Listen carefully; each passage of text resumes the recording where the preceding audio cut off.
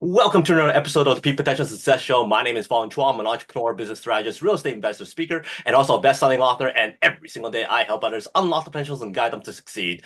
Today on the show, we have another fascinating guest. On this show, we interview celebrities, entrepreneurs, business CEOs, athletes, and artists to find out their path to success, how they're able to overcome challenges and adversity, and of course, their keys to success. And today's guest is somebody who's been inspiring, transforming, motivating, engaging people all over the world with her skills, with her message, with her speeches, with her training, her coaching. And I've had the privilege of meeting her many, many years ago. And also during this time, I've also seen her speak. I've seen her online. I've seen her win awards. And every time she speaks, she is engaging. She is motivating. She is powerful and always, always energetic and always leaving that lasting impact on every single person in that room. So I'm very, very excited to have her here today. Like I said, she goes out there, transform people's lives through her coaching and training. She believes that there are no limits as long as we take those mental barriers out of our lives. She has tons and tons of published works. She's an award-winning individual from speaking, from her works, her books, her time and efforts with the community. She always, always gives back, always, always gives value, and a person who is truly, truly inspirational. She is the founder and CEO of the award-winning social enterprise Empowered Me Inc. So please welcome turning point expert, transformational speaker, Toastmaster world champion, semi-finalist, CPA, best-selling author, and philanthropist, Ms. Harriet Tinka. Thank you so much for that introduction. I had to look around like, what are you talking about? Great Woo! introduction. It's a mouthful, but man, you're a person who has achieved so much great things and so much impact on people all over the world that how do you do it? How do you keep track with all these things? How do you put on all these hats and still have time for yourself? Like so many questions leading towards how do you do what you do? So going back to the beginning, how did you become who you are today? I think I like to say that growing up, I was always a dream catcher, which meant I was looking for different things that I could possibly do. I was doing a lot of reading. I'm not sure if you know books by Enid Blyton, Famous Five. So those were my favorite series. I would sit down and I would look at the books and read the books. And it was interesting just reading about those four characters. And they also had a dog. It would be like Famous Five, Go on an Adventure. Famous Five, here we are again. So it's always titles. And when I would open the book and read about all the adventures, I felt like I was part of that. And just the lessons that I learned about courage, teamwork, imagination, all of those just got me to who I was today. And I also remember growing up with my grandmother, because I grew up in Kenya, would be walking around, I was just a little girl, maybe I was 7 or 8. And she was busy saying, okay, let's go get my medicine, because she was very traditional. And as we're walking, she's sharing stories with me, saying everything in life has a purpose. Even if you get bit by a mosquito, there's a purpose for that. It tells you that you're alive, you have skin. So don't be afraid to try different things in life. And would always have like, she would give me some rocks. And every time we run into a puddle or lake or an ocean, she would have me throw the rock in the water and say, we all are the same, but we react differently. Just like these rocks, you throw them in the water, in a paddle, it will react differently. You throw it in a lake, it will react differently. So all these life stories have given me so much knowledge and adventure. And I just want to share a lot of it with the world and just shape the world. And also, as I'm shaping the world, I also want to learn from others because I believe I'm a teacher, I'm a student of life. And along the way, from you becoming this amazing transformational speaker, a coach, a trainer, a workshop host, and all that kind of stuff, you also have a CPA. And most people who have CPAs, from my experience, aren't really speakers. They like to sit down, do the calculations, and then kind of be behind the scenes. But you went a different path and still built up on your public speaking. So, what was it about being a CPA that helped you get to where you are today as a dynamic speaker, and vice versa? Does being a dynamic speaker also help with your CPA practice?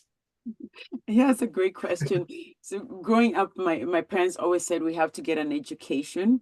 I had other things in mind, I wanted to be, the adventure kind of travel around the world, but I knew having a career was really important for me, for my journey. So I went to university, got my designations as a chartered professional accountant. But along the way, I was still hungry for more. And but I also loved numbers because I think we all need to understand that the number world, because it basically dominates a lot of the things that we do, whether it's in finance or anything that you do in life. So I found having that background in number crunching, understanding how it all works, has really helped me become a better speaker. Because I'm always thinking, as you know, accountants, we're always thinking numbers. Does it add up? Does it make sense? So I'm always questioning that. So the two have actually come together. And also, when you're an accountant, you don't just want to talk about the numbers. There's always stories behind every number. Why are we below the budget? There's a story. Maybe we didn't spend enough, or maybe there's other things behind the background that happened. So having that background in number crunching in CPA has helped me become a better speaker, because being a speaker, you have to always tell stories. So I that's I can imagine that you probably are the best person to listen to when it comes to giving a report on numbers and up and downs of a company, because you're going to be very, very engaging with that whole presentation. When it comes to being a speaker, like what was that first instant that you go, you know what, I want this in my life. I want to be out there on stages. I want to be out there on podcasts. I want to be out there inspiring people. Because like you're in the CPA world. Not a lot of people are in the speaking world. And there's that transition where you go, okay, no, I can make that leap over and either do it at the same time or completely do this, whatever it is. What was that moment that you go, I need to go out there and speak? so I remember in the CPA, in the Chartered Professional Accountant journey, the very last thing that we do is called a board presentation, where we have a case and we have to present. So during that, we were 4 members. We all had to be asked questions about a big company, what the strategic direction would be. And I noticed the other 3 accountants, they were really good. And I never really asked them. Even today, I wonder if they did have any public speaking background, but they were so confident. They knew their stuff. And when it came to me, I was answering the question saying, the marketing wasn't done very well. And I wasn't really believing in what I was saying, even though I knew what I was talking about, but I just didn't have the confidence. So to me, that triggered me to think maybe one day I want to be a public speaker, or at least develop my public speaking skills. So one day I was walking at City Hall, just minding my own business. And a friend of mine said, "What are you doing right now?" I said, "Oh, I'm just going to have lunch." And I asked her what she was doing. She said she was going to a Toastmaster meeting. So she invited me. And when I went to the meeting, I was impressed by what happened. So that's how my adventure in Toastmaster began. But Mhm. she also told me there's going to be food. So that also motivated me. They I'm had there. So from that moment to your very first, let's say, live presentation in front of a large audience, not in the Toastmasters world, but in front of a large group. How long was that, and how did you feel during that very first talk? my very first talk was actually at a school, and it was a great audience. They all thought I was amazing because they're all kindergarten school.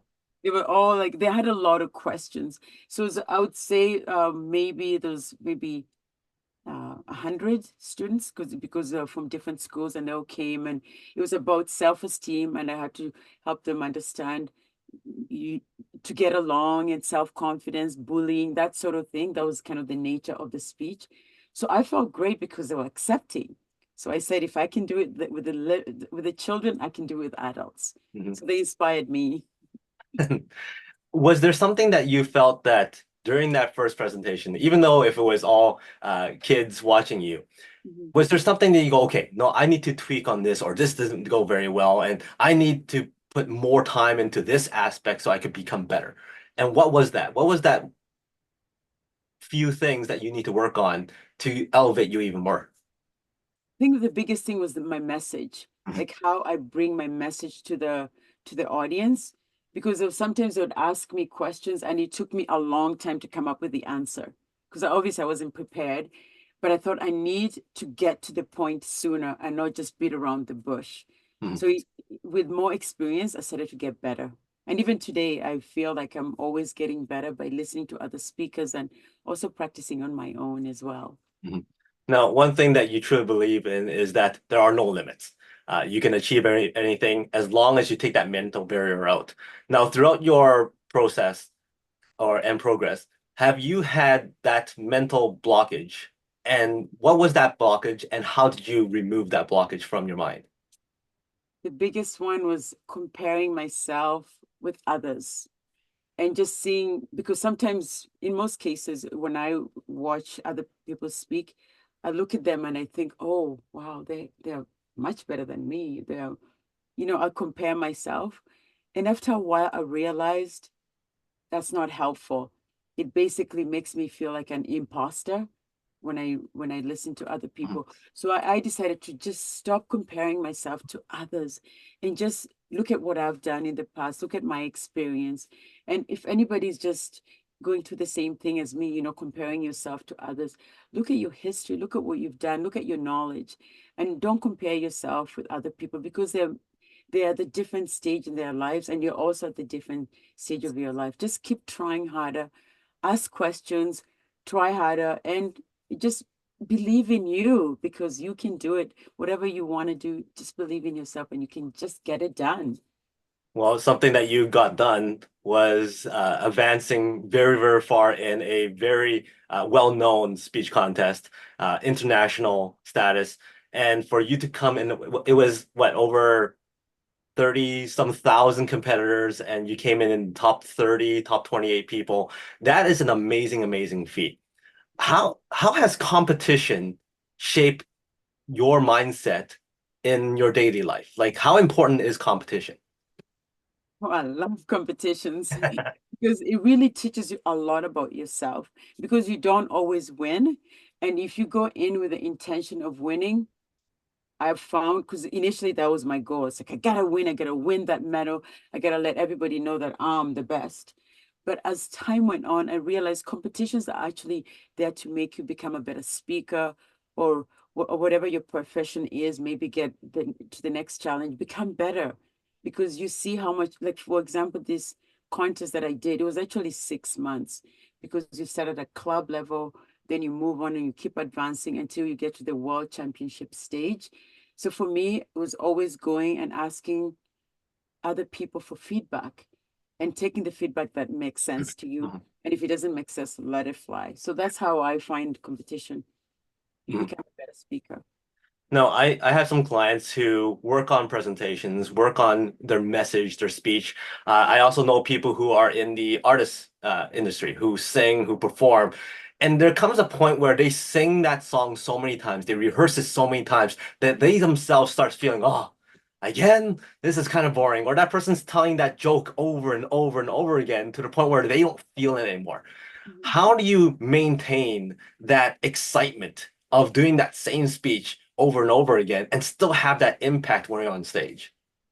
I think the biggest thing is to find out what your intention, because even though you're doing over and over, it's most of the time it's always a new audience. So just think, what is the one message that one person needs to hear? So if you keep yourself fresh and say, okay, nobody's had this speech, you know it so well, and get excited about your message because you want to change at least one life. If you can do, if you can have that intention and say, okay, today I'm going to change one life. Whether if you're a comedian, maybe you want to make one person laugh because you don't know what's going on in their life. And if you're just there and you make them laugh, wow.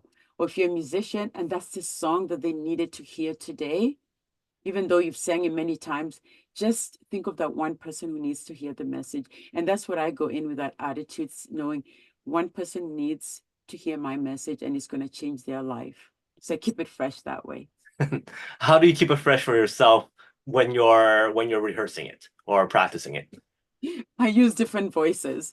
Because if I use the same voice, maybe sometimes I'll pretend I'm Mickey Mouse, or sometimes I'll pretend to be a really deep voice. So I make myself laugh whenever I'm practicing, and it just keeps it more interesting. And I don't always start from the beginning.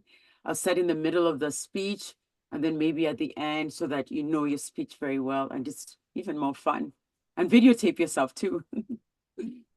Lots of people have an issue with watching themselves, seeing themselves on camera, recording themselves, recording their voice, and think, oh, I can't listen to it. It just bugs me so much. How do you overcome that? I think to myself, my audience actually has to listen to me. If I'm not listening to myself, how can I expect other people to listen to me? So it's actually hard. I have to admit, the first time I was like, I don't want to see myself. Then you look at yourself, you're like, oh, I was doing that on the camera. So it teaches you to be a better speaker or better presenter. So I encourage anybody who's afraid, just maybe close your eyes at first and then open your eye a little bit once in a while. But eventually you have to watch yourself to be a better speaker and see what you're doing on stage, because other people have to watch you. If you can't watch yourself, how do you expect others to watch you? But for myself, I had this one presentation that I wanted to review and whatnot. So I actually play the video but turn off the audio and just see myself move. Yeah. And then the next time is I turn off the video and turn on the audio and just listen to myself. And then it was over like a good few weeks before I was willing to put the two together and goes, okay, I'm ready. Ready? Oh yeah. So baby steps. That's a great strategy. Yeah, I One think that, step at a time. yeah. Um, a question I get asked a lot is for somebody who speaks in front of lots of people on many occasions, do Mhm. you still get nervous? And if you do, what do you do in that moment when you are nervous? I think nervous is the same thing as excitement. It's just how your mind, your brain kind of decides to interpret it. So every single speech, I'm always nervous. And being nervous means you care. But some people maybe don't get the nerves because that's how their body is made. But for me, I get nervous every time. So what I do is always breathe or listen to my favorite song, because before every presentation, I have Mm. my headset in and I listen to really good music that makes me dance and make me ready, and I'm ready. So the nerves kind of go away. You just be in your place, whatever makes you comfortable. I would encourage you, anybody who's feeling nervous, and don't be afraid to feel nervous. That's good, because after a few minutes, you're okay. You're like, okay, this is good. Mhm. As the introduction alluded to, you are a person who wears many hats. Not only are you a speaker, but you're also a best-selling author. You're also a person who goes out there and coaches, trains, has workshops. You also are the CEO of Empowered Me Inc. How did that come about? And how do people get more involved with that or see what that's all about? Yeah, because there's so many things that I wanted to do, but the way because you want to know your purpose, and anybody who's trying to find your purpose, I use what's called ikigai, and that's a Japanese word for finding your purpose. So it's Ikigai, so ikigai, and in that there's four things that you can do. What is it that you're good at? So you can just, if you don't know what you're good at, ask your friends. They'll tell you, oh, you're good at this. Maybe you're a better listener. You could be a psychologist. Or the other thing is, what are your strengths? What does the world need? What's the gap there? And what can you do and get paid for it? Because you still want to get paid for your skills. So I looked at all the things that I was good at, and I loved being around people. I liked making a difference. So for me, I originally was a chartered professional accountant with the city of Edmonton. And I loved doing that. But at the same time, I was still working with communities. I still had my business, but it was kind of like a side job, almost like a hobby. But after the 2020, how we all found a way, we found ourselves, Mhm. I realized that's my passion. So I started working on it. And now my company's called Empowered Me, where I help individuals become happier, healthier, and high performers, whether you're individual or an organization. And they can get a hold of me through my website, empoweredme.ca. And I'm in every most social media, like Instagram is Empowered Me Yeg, or LinkedIn is just Harriet Tinka. Now, with all that going on, you still find time to write books, do publications, and also appear on so many different social media platforms, podcasts, and whatnot. How do you maintain your time and how do you balance that out? Is there actually work-life balance for you? I call it my time management. It's my secret recipe. So basically, like probably as for you as well, you have to maintain a calendar. We all have to have calendars, and I always make sure the night before is when I look at what my itinerary is for today. So last night I looked, okay, I have a podcast with you at 9, and then I know my schedule the night before. And then in between, I can add in a few things. I go to the gym every day at 5 a.m. So I get that done. So everything is done before 8 o'clock. And Mhm. then that's when my day begins. So a balancing act. Absolutely amazing. By 8 o'clock, you've already done like more things than a normal person does in 2, 3 days. So that is something I highly recommend people to do because having that focus, waking up early, working out every single day is so important, especially when it comes to your energy and when it comes to your mental health. When you're moving, when you're up, you really give that the energy that you need to go out there and actually impact people too. Because if you can't do that for yourself, you can't really impact anybody. Right, yeah, you're number one. And I use an acronym. I read it somewhere and it just landed for me. It's called TIMES. So T is every day I think about what I'm thankful for. And I is inspiration. I have to listen to something inspirational, whether it's listening to the podcast, your podcast, or reading a book. So that's what I stand for. M is meditation. I'm not a good meditator because I have a monkey's mind. So my head is always going around. So my form of meditation is just being quiet, going for a walk. And that's my form of meditation, or driving with nothing in my no radio, nothing, just quietness.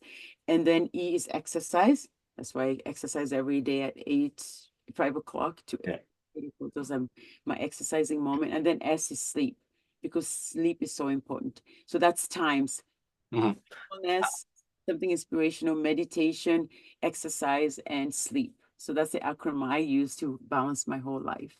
I love your comment about meditating because I spoke with a lot of very powerful individuals, people who are very energetic, who have lots of stuff going on in their minds, and one of the challenges they have is meditating because it's hard to sit down still and shut that brain off when you have so many ideas going on.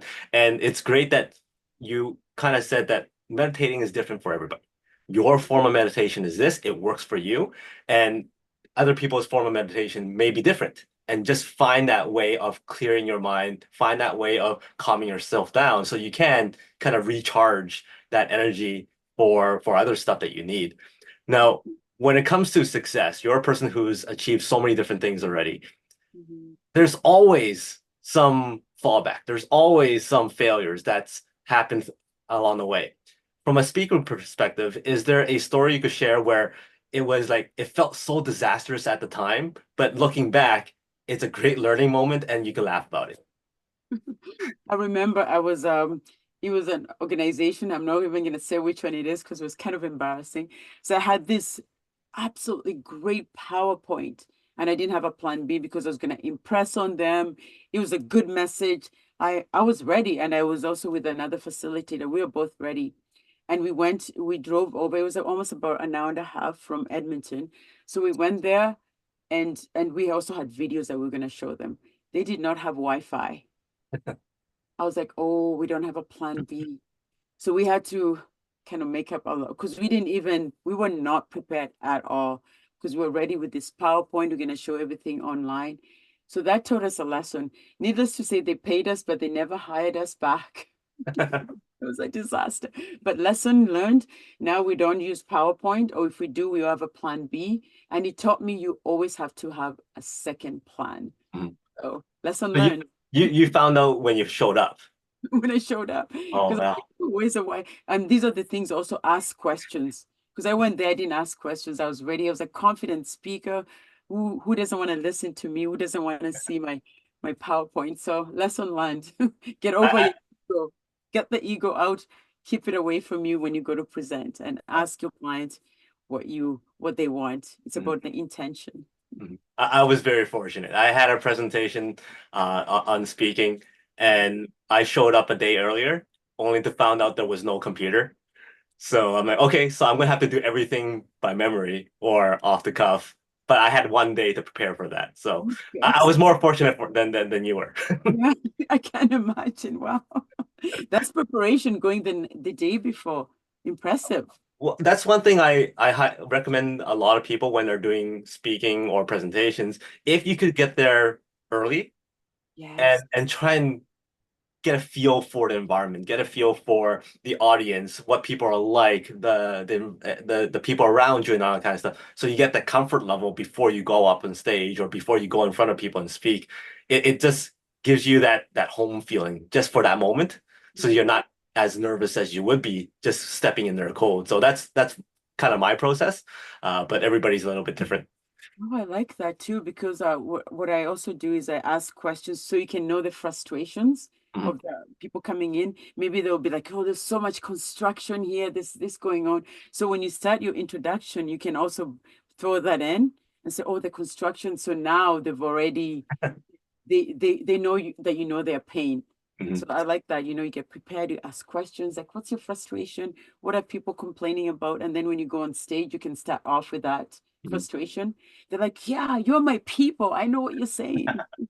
Oh, I'll add in this other thing that I like doing too is if I'm there early, I like to mingle with the audience members, Yeah. like talk to them, get to know their names, and Oh, then when you're up on stage, you can actually call out certain people and have that familiarity there. mhm. And because the audience sees that, oh, somebody in the audience is known or brought up to the stage, then they feel that comfort level too. So for me, it makes it more easy to speak because it feels like I know somebody Yeah, versus going in their code. So that's something I like to do as that's well. awesome. That's great. If anybody's listening, that's a great tip right there. I know a lot of people are listening. What Mhm. do I mean by if anybody's listening? That's a good way. Um, Yeah. for you, I know you're surrounding yourself with a lot of very, very skilled individuals, coaches and mentors to guide you along if you need it. What kind of advice like has have they given you for somebody who's already experienced, for somebody who's been through so much? What kind of advice can mentors and coaches still give you to this day that's helping you become more successful? Well, they tell me there's just continue being a student of life. Mhm. You don't know everything, just learn from everybody. And it doesn't matter the age. You can learn from young people, you can learn from people older than you or even the same age. So they encourage me, ask lots of questions because you only know what you don't know. You only know what you know, I mean. So they always encourage me, ask questions. There's no such thing as a foolish question. So everything is valid. So We've mentioned this also a few times during this interview is the fact that you give back a lot. You're with the community a lot. You add a lot of value to the people around you, also in different countries. How has that impacted you personally and also in your career? it really helps me with my self-esteem and confidence because when you give back, you get something back in return. Mhm. It's really like it's made me even more well-rounded. Like I understand people more and I understand the impact that I could make. For example, even volunteering with the Big Brothers Big Sisters, I'm only there with my little. I'm the big sister, she is the little. Just being there for her for 1 hour and the impact I can Mhm. make, or even volunteering at the palliative care. So that's where these most people are at the last phase of their life. All I will do is just be there, sit down, listen to them, maybe give them a cup of tea or water, whatever they need. The 1 hour makes me feel great about myself and it also makes me forget about my own problems. It helps you, you really, and it helps with depression if you're feeling a little bit depressed that day or you're feeling stressed. Not focusing on your problem and focusing on other people just gives you so much joy. And that for me is golden. Mhm. I wouldn't give up. I would never not stop volunteering. That's something I want to continue doing as much as I can. Mhm. Something else that you do to impact more people is you're a best-selling author. And I'm sure you have more and more books on the way. But tell people more about how you got to writing your book and how can people get that book? My favorite book that I want to talk about is The Self-Esteem Passport. And that one is about basically a visa. For example, one of the pages is about I am enough. So a lot of and the target market has been more the young people who always think they're not enough, they're comparing themselves to others or anything like that. So when I go to schools, I actually sell the book to the schools or they buy it. And it's about just loving yourself unconditionally, loving your imperfections, and knowing that you can do anything you set your mind to, as long as you do the work. You can't just say, I can do this. You can do everything you want that you're meant to be. And the only way to find out is just try. Fall down a few times. I think this is a Chinese proverb where it says, fall down 7 times, get up 8. So that's what I really encourage everybody. And in my book, I really talk a little, and they're just short paragraphs, short, like 1 page will tell you, and then you have to do the work. So it's all about working on yourself, not just reading, doing the work. So I encourage people to read just 1 or 2 pages a day and do the work and come back. Take about 40 days to finish the book. Awesome. What's big coming up for you? Like, what are you looking forward to? What are you working on? What do people have to look forward to? I'm working on a project right now. It's called STEAM Ahead. And with STEAM, I'm sure most people know STEM, science, technology, engineering, mathematics. So instead, I added the art part. So it's called STEAM, I mean, I'm getting him. So science, technology, engineering, art, and mathematics. So that's the project I'm working on here in the community. It's supposed to be October 5th, but we're kind of trying to see, might have to wait until next year. So it's about encouraging anybody who is ages 15 to 18 to consider disciplines in science, technology, engineering, art, and math, because we want young people to see what other options they can have. And the project is called the Me Project, what you can be. So that's the side of the dealing with the youth. And on the other side, I just want to coach as many people as I can to see their value, what they're capable of doing. Because sometimes we don't know what we don't know until somebody tells you, you can do it. So that's kind of like what I'm excited about. Mhm. So for people who are looking for somebody who can help them become the best they can be, what makes them the ideal candidate for you? Because not every coach is the best coach for an individual, and those individuals might not be a fit. So for somebody who's XYZ, they go, okay, I'm going to be the perfect person for Harriet. What type of person, what are they looking for? What kind of goals are they looking for would be the best for you? I think the first thing that we do a strategy call, and then I see what their intention is and what their needs are. And from there, I guess the prerequisite would be somebody who's coachable and willing to do the work. Those are really the two things that I require. And then if you're willing to do the work, we'll work together. We'll get it done. Awesome. One thing I find common is when people say, I'm coachable, but I'm fearful. So when does fearful become uncoachable? And then how do you overcome help people overcome the fear?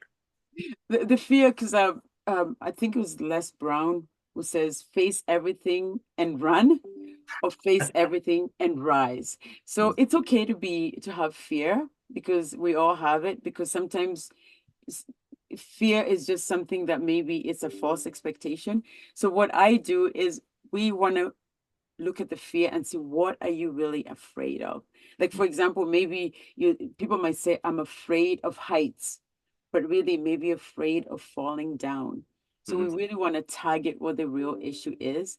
And I'm happy to work with anybody who has that fear, because I think that's my superpower, helping you find that fear and what it is. That is awesome. Now, the world stage is something that you're very, very familiar with. So let's say we put you back on the world stage and you have a couple of minutes to spread one more message for people to remember Harriet for. What is that one lasting message that you want people to know? I think my biggest message, especially for this year, was about the message of loneliness. How can loneliness and laughter be in the same room?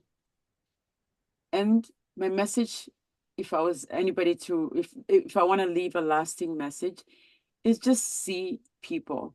Just see people, say hi.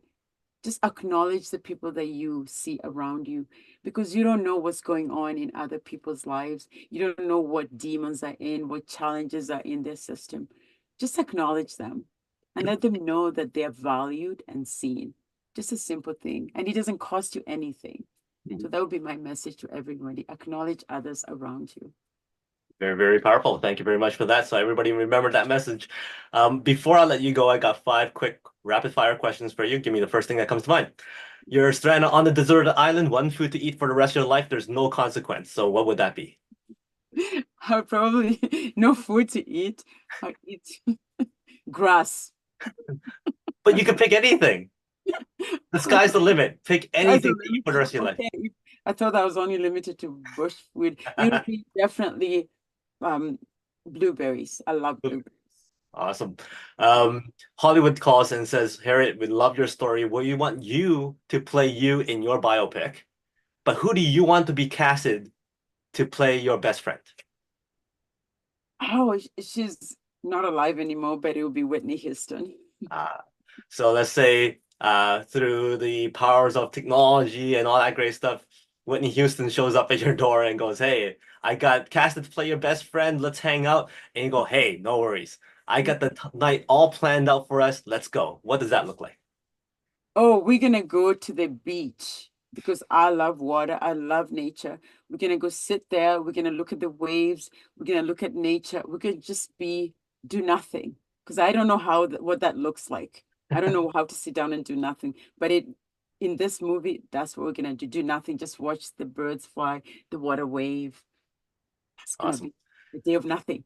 You're on a road trip. You're driving in your car, and for some reason or another, that car can only play one song on repeat over again for hours. What's that one song you don't mind listening to forever?